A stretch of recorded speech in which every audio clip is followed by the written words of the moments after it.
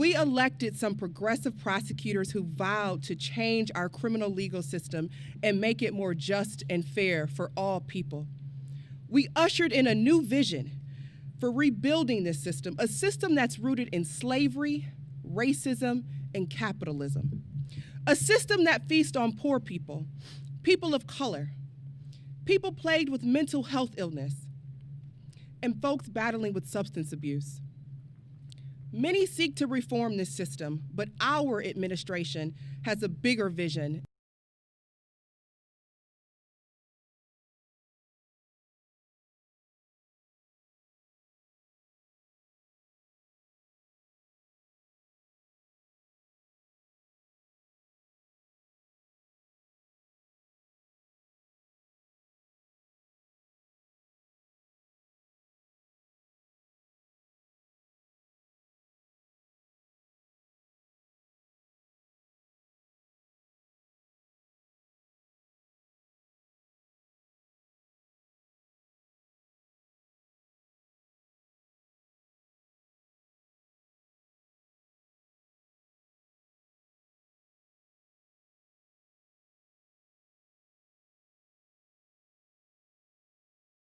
Year, we have shared many struggles together.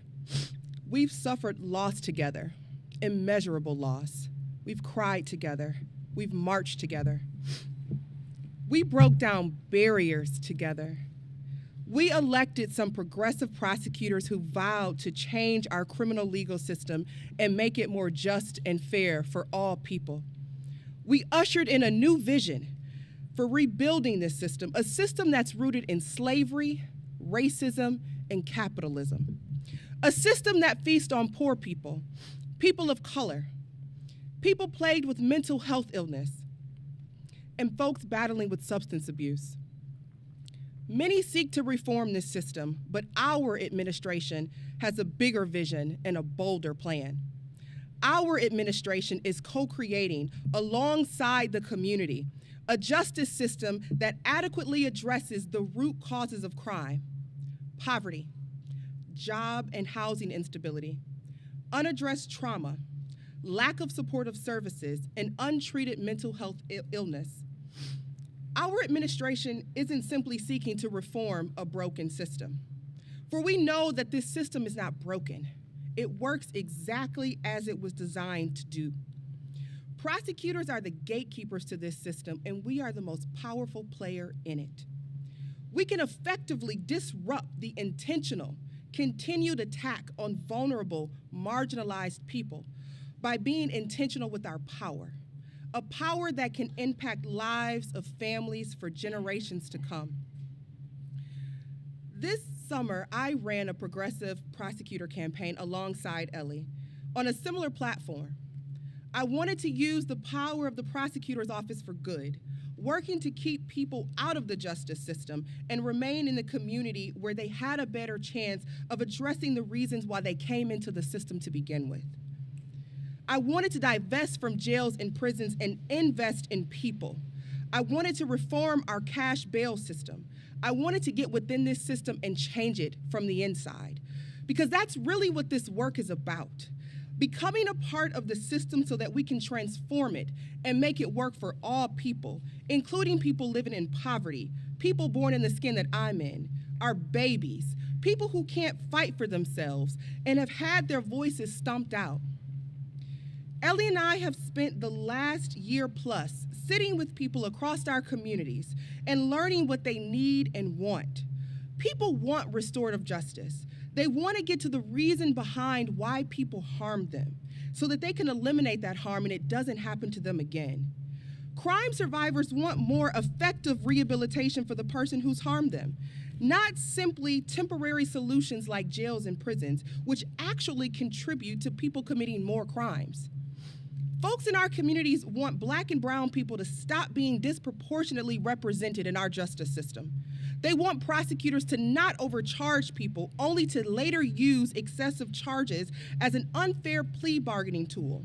They want a true justice system, one that treats all folks the same, no matter the color of their skin, the depth of their pocket, or the color of their uniform.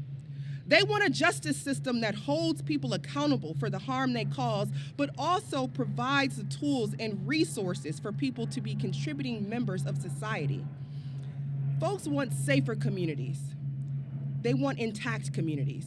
They want thriving communities.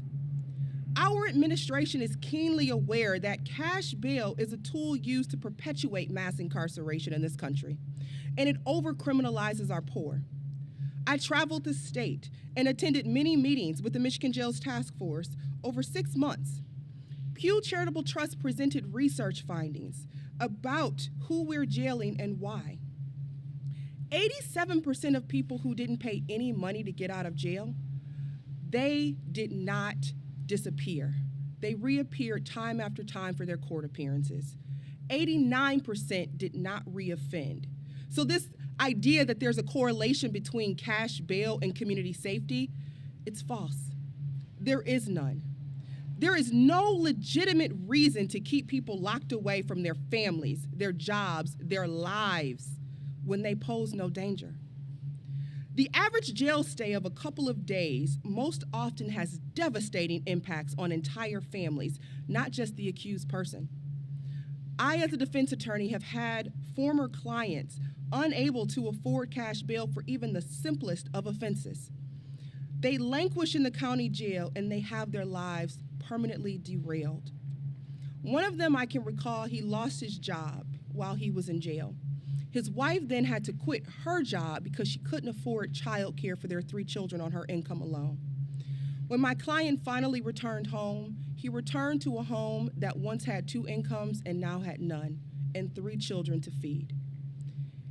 He lost his home, his children had to find a new school, and then his charges were simply later dismissed. We have historically treated people presumed innocent, as guilty right from the outset. We jail them if they're too poor to buy their freedom and allow them to lose everything as they await trial. Oftentimes, they sit for months just to have their cases dismissed. This is morally reprehensible, and our administration will not stand for it.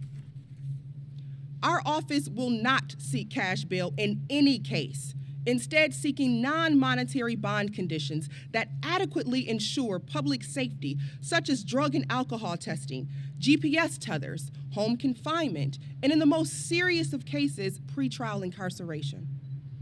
Now, our plan is not to allow people who have harmed our communities and pose a continuing serious threat out of jail. No. What we are instead promising is that wealth won't be factored into the equation. This will ensure community safety from even people who pose harm yet have the money to buy their way out and continue harming us. Our no cash bail policy is just a drop in the bucket, folks. The real fight is sparing the lives of folks before we bring them into the criminal system and bringing our brothers and sisters home who were wrongfully convicted and imprisoned despite their innocence. Our office will seek to divert more people out of the criminal justice system and into the hands of community partners who are equipped to provide the much-needed resources to address the root causes of crime. We seek to invest in people, not jails and prisons. We seek to work with community agencies and partner with them prior to authorizing criminal charges so that we can build out the first ever pre-charge restorative justice program in the state. We will also stand up a conviction integrity unit, expungement unit, so that we can redress the wrongs of the failed war on drugs and wrongful prosecution. Folks, we have an opportunity to reshape and redefine our society. We have an opportunity to change our criminal legal system. We have a prosecutor who cares, one who has extensive experience fighting for our children and working to slow the school-to-prison pipeline. We have a prosecutor who cares about healing and supporting people through trauma in an effort to reduce recidivism and restore both crime survivors and those who've caused the harm. We have a prosecutor who envisions justice that goes beyond a prison cell. A prosecutor who has a plan for alternate justice, more effective solutions to violence and crime. In my work, my previous work as a defense attorney, I've been blessed to get close to people who have been harmed by this system. I have held the hands and hugged the necks and wiped the tears at times of those closest to the problem, yet the furthest from the solutions. Ellie and I are coming in as leaders who have a deep capacity for empathy. We are fighting for people to be recognized as human beings and not forever defined by a moment in time. For we know that we are not defined by the worst thing that we've ever done. We have value. We all have value. Ellie and I believe in redemption and second chances. We believe in the power of one another to thrive when given fair opportunities and resources. Justice is so precious because it is not guaranteed.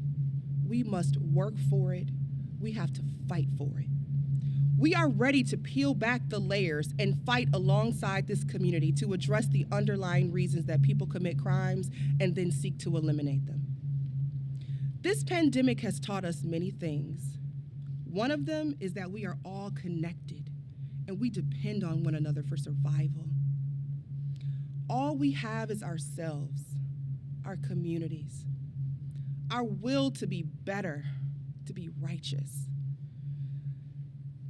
We have the will to fight, to correct the wrongs of our past, to create a more equitable future. We will one day answer to our children and our grandchildren when they ask what we did, how we responded to this moment of social and racial unrest amid a pandemic. We will have to answer and explain the role that we played in the largest social movement in American history, the movement for Black lives. You all ushered in a forward-thinking justice warrior, one who will pursue justice, not convictions. You used your voice, your vote, your power to start chipping away at the criminal injustice system and demanding a new system, a better system, a more equitable and just system. You told us what you wanted, and we are going to deliver because we are in this together and we've all we got. This work is urgent. We have lost too many and we have no time to waste. All we have is each other. For too long, generations of families living on the margins have suffered because of the way our parasitic criminal system has operated. We must answer for the years of violence and ineffective punishment that has been our criminal system by first acknowledging that it has failed. It has been cruel. It has destroyed families. And second, we must take action. We are certainly on the right path, but this monumental change in prosecution, this historic moment, it's only the beginning. This work, the people that we serve, are at the center of everything that we do.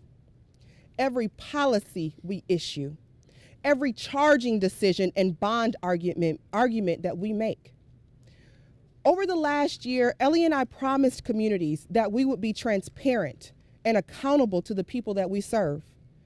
We have begun to uphold those promises with the first release of several bold and smart policies aimed at ending mass incarceration, rooting out inequities in our system, discontinuing business as usual, and investing in people and not simply punishment. We want to see our communities grow and flourish. We want to use our power to help guide people to the resources they so desperately need to, again, not just survive, but to thrive. Today is a new day, folks. A new year, new leadership. Ellie and I are dedicated to using our power, our voice, our passion, our resources, our network of stakeholders and community partners to enhance the lives of folks suffering, stuck in what has been a cyclical, monstrous system. But it doesn't have to be that way. We can have a criminal legal system that is truly just, fair treatment for all people, compassionate pursuit of justice, a system that builds people up instead of tearing them down, a system that truly keeps us safe by addressing the needs of our communities, our people. a system that recognizes humanity in each and every one of us and the potential for us to be more, to be better. Because that's what we all deserve: mercy, compassion, justice, and equal treatment under the law. Thank you.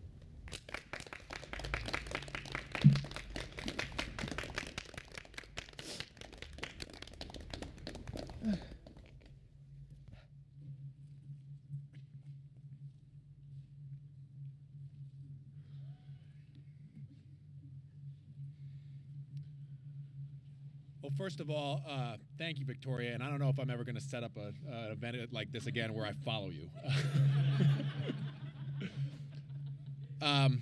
Washtenaw County, I'm standing here humbled by the trust that you've placed in me, grateful for the opportunity to serve, and committed to my core to building a justice system that works for everyone.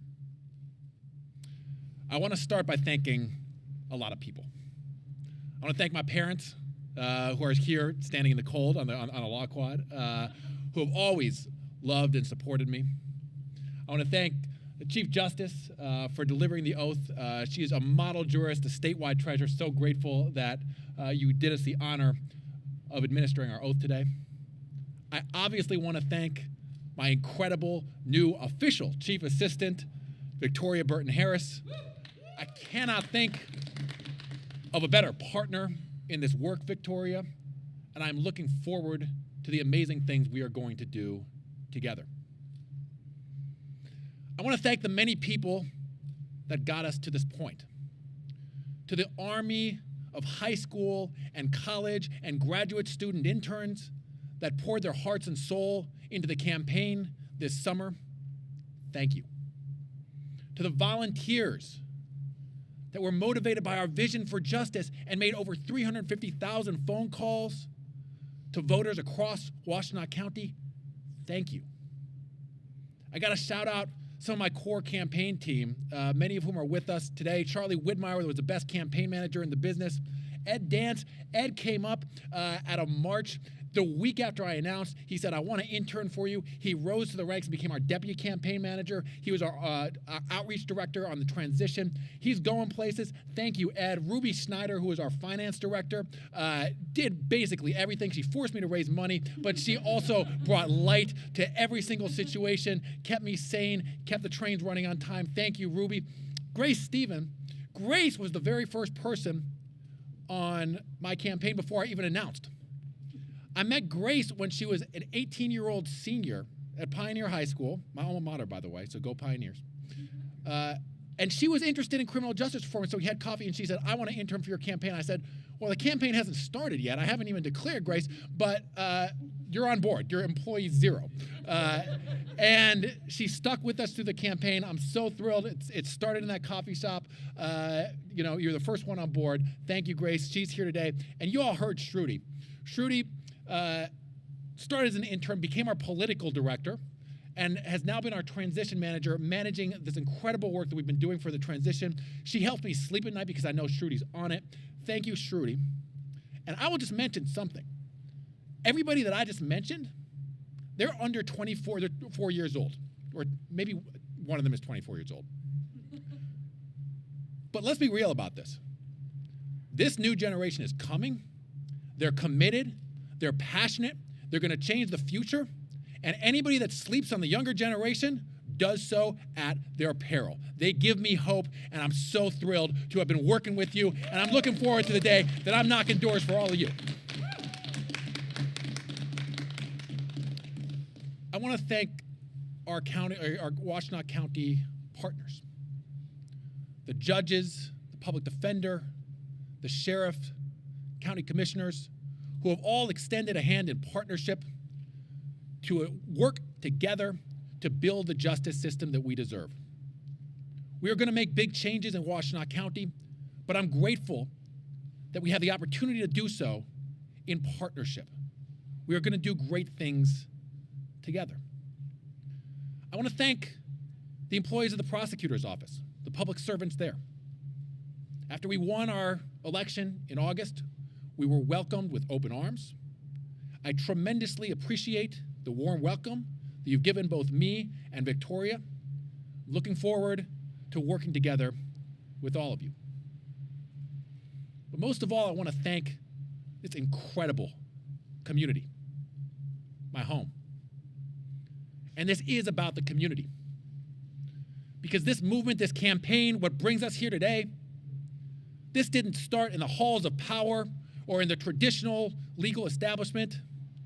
It started with activists around kitchen tables and in living rooms and in conference rooms. Many of them are here today. Trichet's our MC. We had Alex Thomas, who was one of the first people I met. Nate Frazier, who I know is live streaming this. This is about the movement that we built. And this movement took hold and it spread across Washtenaw County, and I'm so grateful that the voters of Washtenaw County saw fit to opt for our vision of justice that we built together in August and again in November. But it didn't stop there. Since we won in August, we've been spending our time doing the hard work of transitioning into the prosecutor's office. As previous speakers have mentioned, we've had a dozen working groups with over 170 community members, subject matter experts, folks that represent every perspective imaginable in our criminal legal system and in our community. We have had substance use professionals, mental health professionals, community activists, law enforcement, survivors activists, criminal defense lawyers, prosecutors, faith leaders, neighborhood leaders, educators, all at the table and all talking and working towards building a better justice system for all of us. That is because of this wonderful community. I'm grateful for that. And we are going to continue working together in partnership as we move forward in this new prosecutor's office. And that spirit sort of brings us to why we're standing here today, out in the cold, on the University of Michigan Law Quad. Didn't just do this here because it's a great scenic background, though it is that. Didn't just do this because go blue, though go blue. This place, this law school, as an initial matter, holds a special place for me because it is my alma mater. It is where I started my legal journey. And it is also where I saw, from the time I was a law student, from the lawyer's perspective, the many injustices that our criminal legal system has perpetuated for far too long. When I was here at this law school, I worked in the Juvenile Justice Clinic, the student attorney, and we represented a client, a 16-year-old high school student who is facing a lifetime of consequences, criminal sanctions that would follow him around for the rest of his life for effectively engaging in horseplay in the hallway when he was a freshman. I went and I taught and I volunteered at the Juvenile Detention Center. And I had been a public school teacher before I came to law school. And I saw the kids there. They were as bright, they were as inquisitive, they were as deserving of a future as the 8th graders that I taught in my public school classroom. You can rest assured that these lessons, these early lessons, have stayed with me. And in the coming weeks, we are going to be releasing policies and making our first steps towards once and for all ending the criminalization of childhood. When young people make mistakes, it should be an opportunity to teach. It should be an opportunity to help them grow. It should be an opportunity to help them get back on the right track. We know this intuitively because it's the right thing to do. But it's also supported by data and by science and by observation about what works. Adolescent brains, young brains, are still developing. They do not respond well to punishment. The data shows that a punishment-oriented approach for young people actually makes it more likely that they will commit future crimes. We cannot continue to ignore that. It is not just, it is not right, and it does not, in the long run, make our community safer, and we won't. That last focus on data and science and evidence about what works leads me to a second reason why we're here. Because for far too long, our criminal legal system has moved forward and done things the way that they have always been done simply because it is the way things have always been done. Our criminal legal system has largely been impervious to data, to evidence, to research about what actually works and what will keep us safer in the long term. The statistics regarding our American criminal justice system are in many ways as familiar as they are shocking. The United States of America incarcerates more people per capita than any country on the planet. Our system is rife with racial and socioeconomic inequities. A black person in the United States of America is 6 times as likely to go to prison as a white person. And there is voluminous data out there that what we are doing does not keep us safer and does not work. Treating substance use, mental health issues, as though they are criminal matters, as though they are deserving of punishment, rather than a treatment-oriented approach, does not work, has filled our jails and prisons, and has led many people further down the path they were on, rather than nudging them onto the right path. We know this because the data shows it. And let me be clear about this. This is a tragedy. Countless lives have been ruined and lost because of our criminal legal system's failure to have introspection, failure to focus on what works, failure to innovate, failure to partner with those that can move us in a new direction. In Washtenaw County, this tragedy is also deeply ironic because we're standing here on the steps of one of the nation's preeminent law schools, at one of the nation's preeminent research institutions. And right here, the University of Michigan, for years, scholars and researchers and practitioners have been accumulating a mountain of evidence that our criminal legal system is not functioning well, that it is perpetuating inequities, that it is perpetuating injustice, and that things need to change. Yet in Washtenaw County, just 6 blocks or so away from here, our criminal legal system has long continued on that same path, impervious to that data. That ends now. We know, simply by setting foot in a courtroom or doing even a surface level analysis of the numbers, that we have tremendous racial inequity in our justice system here in Washtenaw County. And for that reason, one of my major campaign promises was that we were going to partner with independent, third-party evaluators, not tied to the prosecutor's office, not tied to the justice system, who are going to come in, look at our files, which we were going to open to them, and identify each and every point in the justice system where we are seeing people being treated differently because of their race. And once we identified that disparate treatment, my promise was that we will take action to eliminate it. I'm proud to stand here today and say that next week, we will be announcing an exciting partnership that is going to do just that. We are going to be partnering with world-class, third-party, independent researchers who, as promised, are going to come into the prosecutor's office, have complete access to our files, and identify every point in the system, from charging to plea bargaining negotiation to sentencing, that white people and black people are treated differently in Washtenaw County. We will identify the disparities and we will eliminate them. But it's not only that. We are going to be transparent about this. We are going to be developing metrics so the community can track what our justice system is doing, what the prosecutor's office is doing, whether, in fact, what we are doing tracks community values and justice. All of this is going to be transparent, and by the way, all of it is going to be funded through money that is generously donated by philanthropy. It will not cost taxpayers a dime, but the benefit will be tremendous. At long last, Washtenaw County residents will know what their prosecutor's office is doing. And at long last, we will look squarely in the eye the searing legacy of racial inequity in our justice system.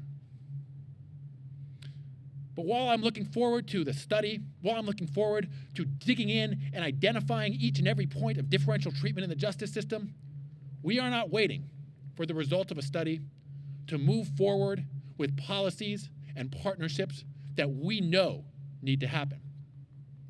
I pledged that on my first day in office, I would rescind all of the zero-tolerance policies that prevent prosecutors from identifying the root cause of what's bringing somebody into the justice system, from crafting a rehabilitative solution that can ultimately help people, that will protect public safety in the long term.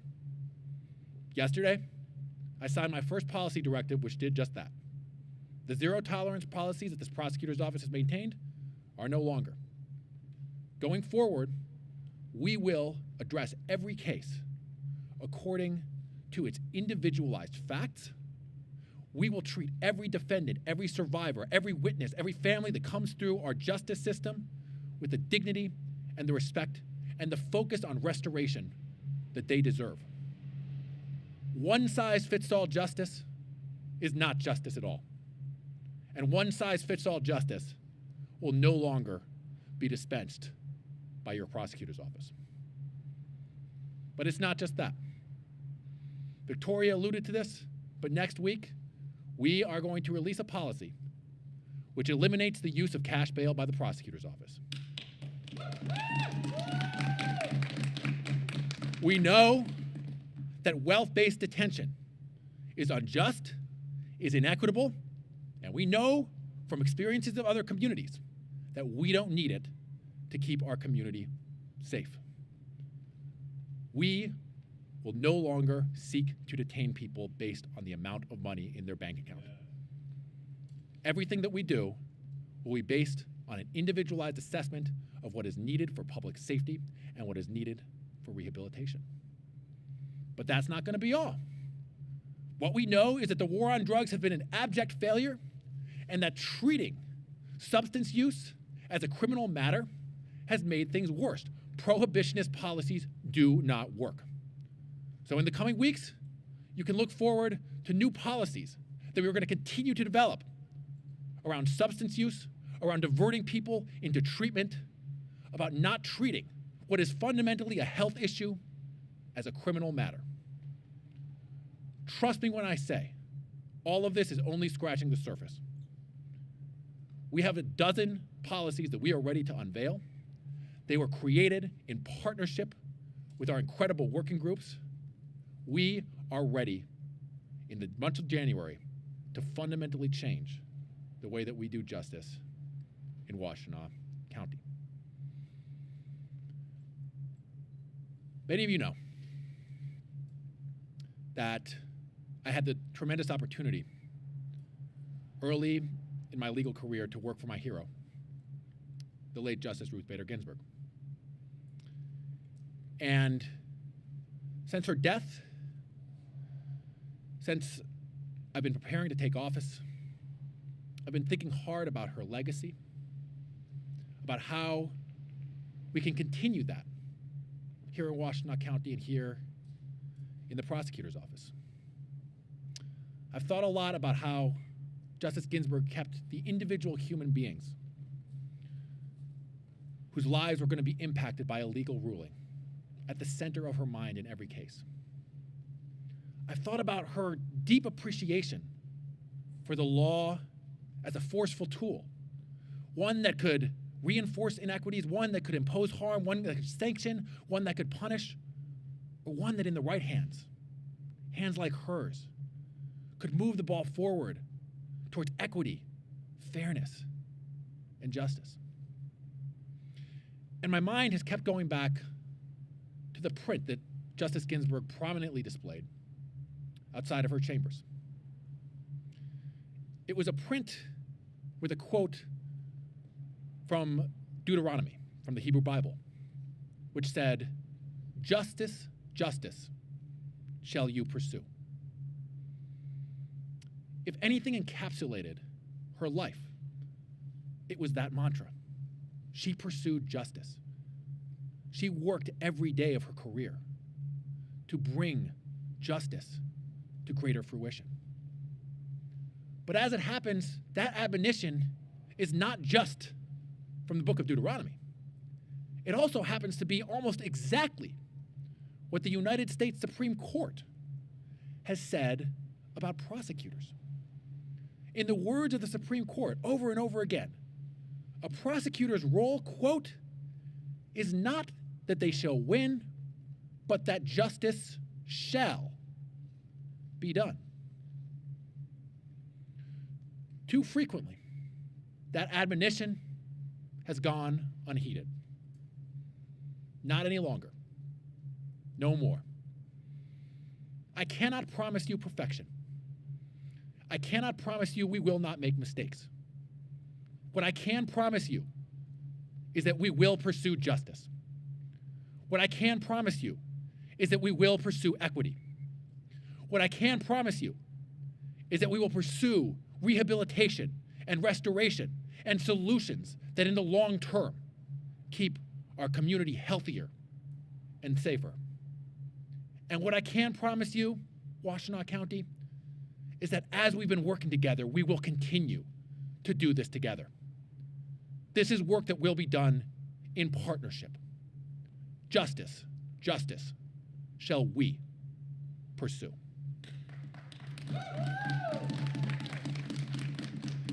Thank you again, Washtenaw County. I hope everybody watching can join us for the virtual reception at 2:30, and then I'm ready to get to work because there is so much work to do. Thank you.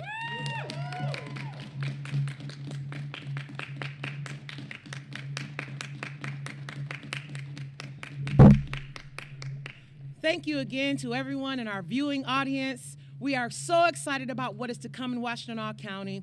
And again, thank you to Prosecutor Savitt and to our Chief Assistant Prosecutor Victoria Burton-Harris. We thank you all again and have a wonderful day.